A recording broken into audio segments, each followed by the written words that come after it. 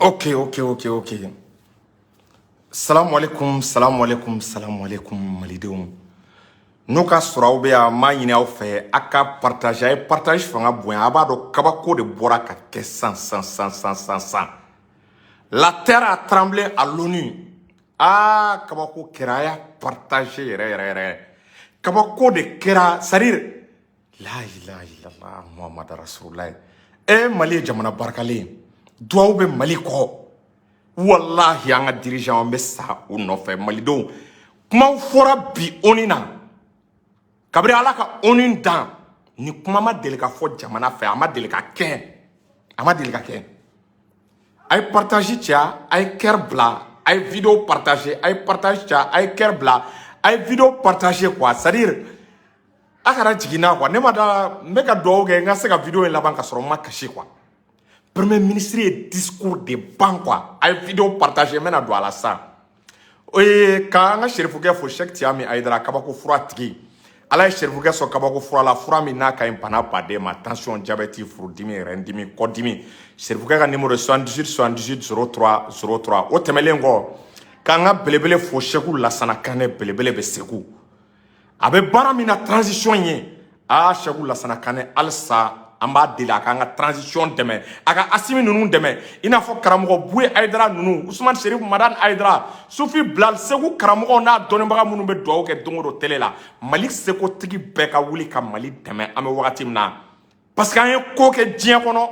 min ma deli ka kɛ n bɛna ka na n da don la ka Cheikh Lassana Kanɛ ka mugadamu fo n'o ye Abubakar ye Abubakar Kamara a folen don fo yan fɔ a sigiyɔrɔ a bɛ Kati donc an bɛna don ka Segu Tunkara ninnu fɔ an bɛna don an ka vidéo kɔnɔ an tɛna le kɔrɔfɔ janya malidenw voilà donc a ye partage fanga bonya malidenw a b'a kalama k'a fɔ premier ministre nana kuma fɔ Abdoulaye Mayiga a ye kuma fɔ kuma min ka bon hakili ma a ye discours kɛ discours min ye discours mémorable a ye fɛn fɔ kabiri ala ka ONU dan ONU créera à partir de 1945 kabiri ONU créera a jamana tɛ jamana min delila ka nin kuma ɲɔgɔn fɔ a premier ministre tɛ a mɔgɔ tɛ kuma min bɔra ka fɔ sisan jamana ma nin discours ma deli ka kɛ Kadafi ninnu tɛmɛna Thomas Sankara ninnu tɛmɛna mais Abdoulaye Mayiga ye kuma min fɔ a kuma ɲɔgɔn tɛ ma deli ka c'est-à-dire ne ma deli ka mɛn quoi ko nin kuma ko farafin bɛ se ka kariya ka nin kuma fɔ ONU na n balimaw d'abord a taalen ONU na a y'a ka fini jateminɛ i n'a fɔ Choguel tagalen fini min kun b'a la o ye Mali fini ye fini min kun b'a la o ye bazin fini min b'a la o y'an ka hɔrɔnya ye an ka fierté fini jɛman o de kun bɛ a la ONU kɛnɛ kan a ma vesti tun dɛ o b'a yira k'a fɔ a b'a dɔn a bɔra yɔrɔ min na a b'a ka culture respecté a b'a ka culture bonya o tɛmɛlen kɔ an bɛna commencer ka don an ka discours yɛrɛ kɔnɔna la n'i ye discours in ta k'a lajɛ i b'a ye k'a fɔ discours in tɛ Mali kelen discours in adressé bɛ farafinna de la discours in adressé bɛ diɲɛ de la ko fo diɲɛ ka yɛlɛma de ka yɛlɛma don diɲɛ tagabolo la tagabolo minnu ni baara tun bɛ kɛ n'a ye kɔrɔlen dɛ ko fo de ka yɛlɛma ordre mondial de ka a changer i b'a dɔn k'a fɔ premier ministre kɛlen ka kuma ta Faransi tun bɛ ka siran min ye Faransi kun kamana ganne min ye africain kun bɛ ka siran min ye u bɛɛ kun kamana ganne u kun hakili la k'an tɛna kariya k'a kɛ o de ye mun ye preuve minnu bɛ Mali bolo Faransi ye tiɲɛni minnu kɛ farafinna Faransi ye Afrique halakili minnu kɛ Faransi ye dégâts min kɛ Afrique premier ministre y'i da don a dégâts la k'a kuma fɔ c'est-à-dire non c'est pas possible c'est-à-dire a tɛ se ka lakali an ka premier ministre ko diɲɛ don o don ko Faransi de bɛ anw nɔfɛ ko Faransi de bɛ k'anw tɔɔrɔ ko Faransi de bɛ k'anw dɔdɔlima k'anw tɛ droit de l'homme respecté k'anw tɛ sariyaw bato k'an bɛ ka population civile faga k'an bɛ ka musow violer ko Faransi tɛ se ka leçon di Mali ma ko Faransi ye tiɲɛni min kɛ Afrique ko jamana tɛ min y'a kɛ colonisation na Faransi ye farafin dama min faga c'est des millions et des millions o tɛmɛnen kɔ ko récemment ko génocide min kɛra Rwanda génocide min kɛra plus de 800 000 morts deuxième guerre mondiale tɛmɛnen a ma fɔ ko Hitler n'a hakili b'a la a ma fɔ ko Hitler ye fagali jugu kɛ deuxième guerre mondiale tɛmɛnen jamana min ye fagali jugu kɛ ka adamadenw ni tiɲɛ ka adamadenw bɔnɛ u ni na a ko jamana tɛ dɔwɛrɛ ye dɛ o ye Faransi de ye ko Faransi de ye génocide rwandais créé ka arme di est-ce qu'il y a famu population civile ma ou yɛrɛ dama ka ɲɔgɔn massacrer a yɛrɛ ka intérêt kama ko France bɛ fɛ k'a b'o baara kelen de ta k'a ɲɛsin Mali la a ko baara in k'a tɛ marché bi o baara in tɛ marché sini ko France k'a dɔn k'a fɔ ko malien kura minnu bɛ mentalité kuraw de nana hakilina kuraw de nana i b'a ye k'a fɔ idéologie kuraw de nana malien a bɛɛ tun bɛ ka min laɲini an ka preuve a y'an ka preuve ko kuma fɔ Abdoulaye Mayiga ko oni mɔgɔw ko aw bɛ ka France kɛ jamana ba de k'aw ja k'aw tɛ France dɔn ko n'aw bɛ France dɔn a tɛ France lafasa a tɛ sɔn France yɛrɛ ka na k'a bɛ kuma oni na ko k'aw bɛɛ t'a la ko terroristes bɛ ka diɲɛ tɔɔrɔ ko diɲɛ kɔnɔ ko jamana min bɛ terroristes kɔkɔrɔ ka terroristes former ka terroristes déplacer d'endroit à endroit ko jamana fila tɛ ko France de don ko bi ko France de bɛ diɲɛ terroristes kɔkɔrɔ i ye Al-Qaïda o i ye État islamique o i Afghanistan mɔgɔw o a bɛɛ ye France de ye a ko k'a preuve n'a dalilu bɛ Mali bolo k'olu bɔra kalama an ka radariw y'a capté an ka satellitew y'a capté an y'a imagew sɔrɔ ka renseignements sɔrɔ ko France de bɛ Mali furu ko France de bɛ ka terroristes furu ni arme na ko France de bɛ ka terroristes k'u armé ka terroristes parachuté ni terroristes banala ko France de bɛ u ta ka t'u furakɛ France min taara demander ONU na ko ONU ka résolution kɛ est-ce qu'il y a faamu k'ale bɛna intervention militaire kɛ Mali la ko kana terroristes faga dɛ ko France ka intervention kɛra sababu ye de a ye terroristes de cɛ ka bɔ n'u ye Syrie ka terroristes cɛ ka bɔ n'u ye Libye ka n'u to Mali la k'a ye na Mali attaquer a ye na ni jamana attaquer ka ni jamana déstabiliser jamana kana se k'i yɛrɛ sɔrɔ a ko Mali renseignements bɔra kalama ko France sufɛla la u bɛ terroristes transporter Mali yɔrɔ dɔ la ka taa n'a ye Mali yɔrɔ dɔ la ko France kɛlen bɛ pompier pyromane de a bɛ tasuma don a bɛ tila k'i yɛrɛ kɛ a fagabaga ye ko n'i y'a ye gɛlɛya o gɛlɛya bɛ Mali kan ko Mali ni terroristes tɛ ɲɔgɔn na dɛ gɛlɛya o gɛlɛya bɛ Mali kan France ka gɛlɛya de don terroristes bɛ ka Mali tɔɔrɔ o tɔɔrɔ kɛ Mali tɛ ka terroristes faga dɛ Mali bɛ ka soldats français de faga terroristes fɛn fɛn bɛ yen est-ce qu'il y'a faamu an bɛ wagati min kɔnɔna la a terroristes bɛɛ fa a terroristes bɛɛ ba a terroristes bɛɛ kɔkɔrɔmadonbaga k'o ye France de ye ko n balimaw cɛ k'aw tɛ France dɔn o ni mɔgɔ k'aw tɛ France dɔn k'a ye kangari da France ye ko halakili fɛn fɛn bɛ ka kɛ diɲɛ kɔnɔ bi k'a bɛɛ ye France de ye est-ce qu'il y'a fɔ ni Mali yɛrɛ bɛ nimisa ko la dɛ o ye France dɔnni de ye Mali yɛrɛ c'est à dire Mali sira yɛrɛ taar'i yɛrɛ sɔrɔ France sira min kan dɛ Mali yɛrɛ ka erreur bɔra yen de mais o se t'an ye o t'an nɔ ye o ye histoire n'a a kɔɲɛw ye est-ce qu'il y a fɔ en même temps a bɛ ka France wele cogo min na est-ce que aw b'a dɔn wa ko la junte o kɔrɔ ye ko France ye coup d'état kɛla de ye parce que France de bɛ coup d'état kɔkɔrɔ France de bɛ ka tenter ka Mali déstabiliser a y'a ka discours bɛɛ kɛ k'a ban a bɛ ka France wele de ko la junte aw hakili t'a la u kun t'u sigi France kun t'i sigi a fɛ Macron a n'a ka ministres u b'a fɔ la junte malienne la junte a fait ceci la junte a fait cela bi Mali de ko France gouvernement ma min sigira légitimement élu est-ce qu'il y a faamu démocratie ye min sigi Mali de y'olu qualifié bi k'olu de ye junte ye k'olu de ye coup d'état kɛlaw ye k'olu de bɛ bin fangaw kan ka fangaw tiɲɛ ka fangaw alaki ka jamanaw dafiri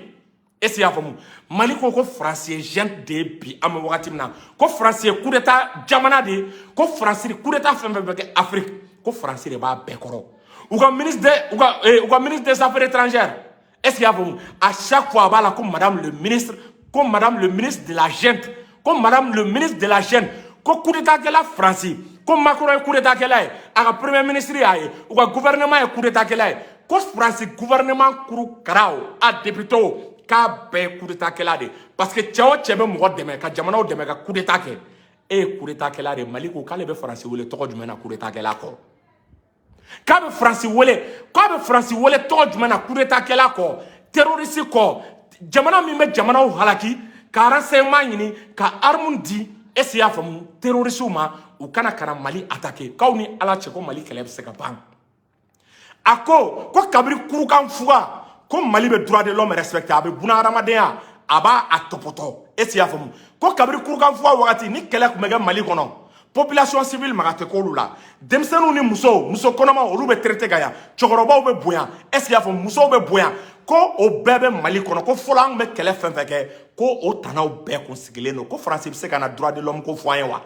ko ONU y'i kɔlɔsi ko France bɛ ka droit de l'homme ko min fɔ ko France be ka dabo fen do de kama ay libi nunu détruire liminke avec ka dabo ko do de kama kan toro dongo do kama ka droit de l'homme violé pour que kana intervention demander onina ka essayer ka be Mali fanga déstabiliser ako Mali be jamana bonya de mais Mali te sera jamana yere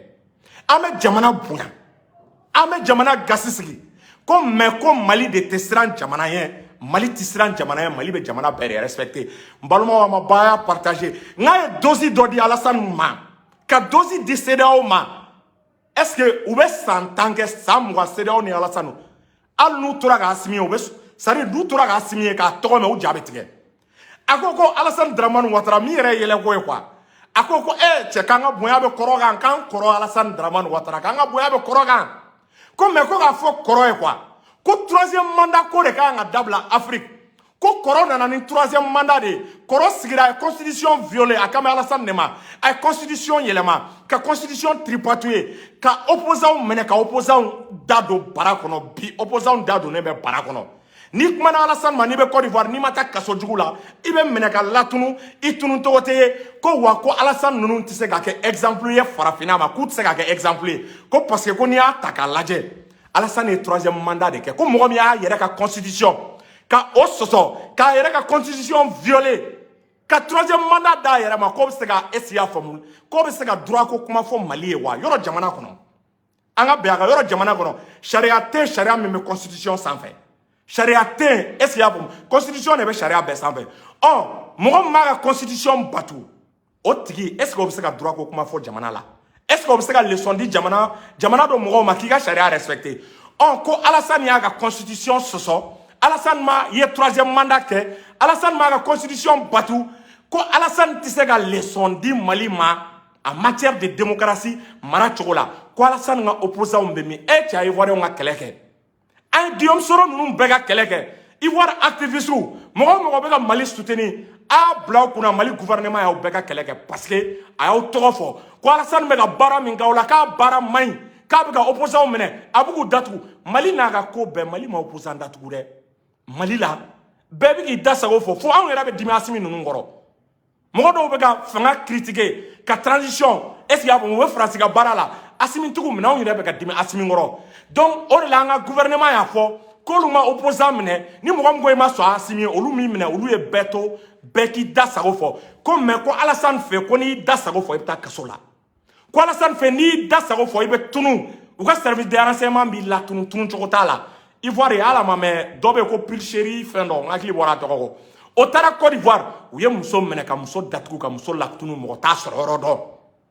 ko Alassane tise ka leçon di ko CEDEAO tise ka leçon di CEDEAO mo mi ku ye sanction bi Malika CEDEAO yere ka sharia soso ni ya tagale CEDEAO kirisogo ko ka sanction bon Malika bi ame wakati na wakli bala a wakati CEDEAO yi banka yere ka kirisoga kumaga ne CEDEAO yi banka yere ka kirisoga kumaga respecté CEDEAO ma songa yere ka kiriso o e décision min ta CEDEAO ma songa o décision jabi on ko CEDEAO kelen ko de bena ka be leçon ke Mali ku ka don bi ko Mali shaira ko asimi nyona badene o génération ne be ka wuli Mali la o de be ka wuli farafina o de be ka wuli Afrique a sari aga discours la akmana ni africain ni malien ni africain Mali africain me ka kele mununge Ivoire activiste Burkina activiste munu me Sénégal nu be ka Mali demain Mali gouvernement est clendé ka obela Mali gouvernement ya obeto fo aya obetanu Mali gouvernement sona sari Mali gouvernement e boyama segin taka au be segere ka ba obere ka kelela ko Assimi Goïta bade ne be Afrique fambela ko Assimi Goïta fam ko Assimi chamane ko des millions d'Assimi avec un faute en de ame français mi fo ame sari ame bomana ame kuma mi fo nga gere na de aba kalama ka kunugo kuma were de fo terre à terre ka ti trou la esia famu e me ba ro ka premier ministre kalanendo fo abeka exemple do duma humanité ka leçon ga esia famu Amadou Hampâté Bâ nunu olu munu yanga culture taga yakuba abeka olu beka leçon di uma ko il est temps ko dien tagabolo de ka yelema ko tubabu ka don ka fo ko farafin ka ni bonya de kaka ko farafin mu bonya chogomna ko munela o tseka bonya te aba kalama aya demandé est-ce qu'il y a fomu ko ka nouvel ordre mondial kura créé Mali e ko do ke ay kuma do foni horola ni kuma yuli sari ni kuma koro ka bu ko jugo iba kalama oni be ga essayer ka Russie isolé Mali ko ka soutien me Russie bi aga soutien me Russie sini ko abe Poutine fait bi abe Poutine soutenir est-ce qu'il Mali ko ka be Poutine ko an bora neutralité kono an toura Russie ko nimisa to de lawo folo moro Keita gatana an me mouvement des non alliés de la an ngo Russie ni États-Unis nga kele ngantanda do la o Mali yera ka firi de parce que an yam bangan sendo kele na an ba to kando ko o de la tubabu ka kan an du fo kana ke iba fo ko Mali kunte Mali a choix assumé ko Poutine kama ko biame Russie ko sini ko Mali ni Russie be ka collaboration minge ka collaboration nafa ka boko jugu a collaboration joda be ka ye ko Russie de jamana ye ko jamana mi ye Mali deme ka terroriste kele ko France terre ko Russie de terroriste kele jamana ye ko jamana mi be terroriste kele tiens ka jamana deme ou ko débarrasser terroriste la ou te arme de terroriste ma ou te renseignement duma ou te rébellion chou ou te ta rebelu re ou te ta marfa duma ou be ka rebelu chou ko jamana ye Russie de ko me ko ne France takala ko Russie ka deme ko ma France takala France de bi kingi fie ka nana I deme abigi jugu deme abigi jugu armée I kama dia dongodo o ka baga ke ko pour ka ale ka se ka sago soro ila mo nana I deme abigi jugu armée ki jugu bla ila ore la iba e ka fo ou e clin d'œil de ka Russie la ka Russie féliciter comme Mali daile lembe partenaire be ko partenaire fenfe qui be fe gana Mali la ibe fe ni Mali ka barake horonya la de horonya Clénéa, Ladria, partenaire fin nana, qui veut faire une Mali ka barake, koni nana une Mali be barake. Ni Chinois nana nou be barake, ani Russo be barake, ani Iranien be barake. Jamana fin va respecter, il be Assimi Bouyan, il va un gouvernement Bouyan, il va ta peuple malien tala. Et il da sa go fanga élection ma, et il da do nga élection go la. Comme Mali prele meka o jamana be Bouyan, wa Mali prele no ano jamana be ka barake. Mais France be baramina, abe siraminga. Ko France ba chikeni strala non seulement tena seka Mali bo atakabolo la aga bagabagate na anta en même temps ko Mali tena France respecter Mali ni France te jaga dia ko ko ikay abaka kuma info iba kalama sari a paniquer lente abaka kuma info avec un ton souriant iba do mogomi mega kuma iba do ka asranente a jatigelente a tega pression taka iba ya a calmer mega fort de façon posée avec un français très bien structuré ou ya fort ko tien kabe grammaire donc kabe français maîtrisé iba do ko ne dara kuma ina ne sonaye Mali de a fort français ma ko la gente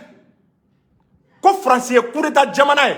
yoro ni régime nu e coup d'état ga be fuma gentu oh comme France de coup d'état ke jamanae France de be coup d'état ke la o kofe Malion est-ce que comment se ga foga temeninga ay discours minte a chete oni na go mi a discours ke ate Abdoulaye Maïga discours minge assemblée kene ga chete jamana mi a discours ga ate est-ce ya famu comment amena Guinéen nga discours kono an jigi ba ga Guinéen fana ga discours ga ke ni discours yo Guinée fana ga chidi onina ni chogola pour que mo ka do frafina France be janfa mina be toyo mina abeka dego mi sama mo ka do mo ka dala est-ce qu'il y a famu ga famu ore la même mi fo Mali donye premier ministre mi menale premier ministre na bora ka be se Mali la nga boga ta kumbe nga mobilisation ne ke ka demander état RF ala kamani premier ministre be na domi na bena ali barake doma ala kama ko a barake abena ermine ko erni accordé ay angata nga premier ministre angata akumbe angata aki parce que kuma min fo ibe che bakelen jo atse kan kuma fo ore la chogale kalaminge chogale aka mentalité de gouvernement na e gouvernement iba do gafo ko jigisigi be iba e kafo ayu ka mentalité yelema ku ka mentalité façonnée sari ube direction minga politicien ka nga do ko sa ko sera sou manipuler l'intérêt ou quand on a donc choqué le discours fait fort ka bena Assimi ma bena Sarassou ma bini prévu de ka iraula ko discours fait bo choqué da ka discours est présent à discours de avec présent ngani ala avec présent kono Abdoulaye Maïga fleka fort alors c'est un militaire donc ame muneka malidon namata Abdoulaye Maïga kumbe tubabu ka do kay kuma min fo amaga kuma fo ayon nega kuma fo ayon nega keleke nama boka ta Abdoulaye Maïga kumbe Malido va ira ka fo kay kuma min fo ka nga kuma ta ka nga chite donc an me bo abena domina u ga fo télé la u ga fo wartem na ou ka don fo n'a bɛ na bile ou bien n'a bɛ na sini de min yɛrɛ kɔni ka di ne ye sini ye dimanche ye an t'a ka emploi du temps non n'a sera ka na sini hali n'a bɛ kɛ sufɛla la o la bɛɛ bɛ se ka taa donc an ka bɔ ka taa kunbɛn an ka bɔ massivement ka taa premier ministre kunbɛn ka taa bonyamasegin k'a ye ka taa premier ministre k'a yira la k'a dɔn a m'a yɛrɛ ka kuma fɔra Abdoulaye Mayiga m'a yɛrɛ ka kuma fɔra a ye maliyɛnw ka kuma de fɔ anw ye nin de don a da peuple ye min don a da a taara peuple ka cikan de di a taara peuple ka cikan de lase a taara peuple sago kuma de fɔ peuple bɛ min kɔ africains bɛ min kɔ a taara o sago de fɔ ja maliyɛnw tulonkɛ ka bɔ yen Afrique Assimi ye panafricaniste yɛrɛ de ja Assimi bɛ africains fɛ tan africains tɔgɔ fɔra an ka discours kɔnɔ africains u bɛ ka soutien min kɛ Mali ye Mali tɛ fitiri wale Mali y'a soutien reconnu u ye Nations Unies na Mali ye bonyamasegin kɛ pays africains ye parce que pays africains kɛra Assimi fɛ Assimi y'a bonyamasegin k'u ye ONU tribune na e cɛ malidenw an bɛ mun wɛrɛ ɲini an bɛ mun wɛrɛ ɲini est-ce que vous voyez donc an bɛ bɔ an tɛna video in jɛ an bɛna bila ta an bɛ bɔ ka taa premier ministre k'a kunbɛn n'a bɛ na dimanche hali n'a bɛ kɛ minuit de hali n'a bɛ kɛ 1 heure an bɛ bɔ ka taa kunbɛn mais min ka di ne ye ni Assimi yɛrɛ bɛ se k'a fɔ a ye a ka programme bɛn dimanche ma comme an bɔra jour férié caman na an bɔra jour férié caman na n'a ka programme sera ka kɛ sini dimanche ye donc hali n'a bɛ kɛ sufɛla la an bɛ bɔ ka taa kunbɛn o image ka yira diɲɛmɔgɔ la diɲɛmɔgɔ k'a dɔn k'a ye baara min kɛ ko baara in diyara an ye k'an nisɔndiyara baara in na k'an sewara baara in na k'an b'an ka autorités kɔ bi an bɛ sa u kɔ sini u ka bouclier anti-missile anw pɛrɛlen don ni France y'a kɔrɔbɔ k'a bɛ Mali attaquer an pɛrɛlen don ka taa an jɔ est-ce que y'a faamu ka taa kɛ gilet pare-balles ye kuluba Assimi n'a ka jama cɛla la ni jamanadenw sɔnna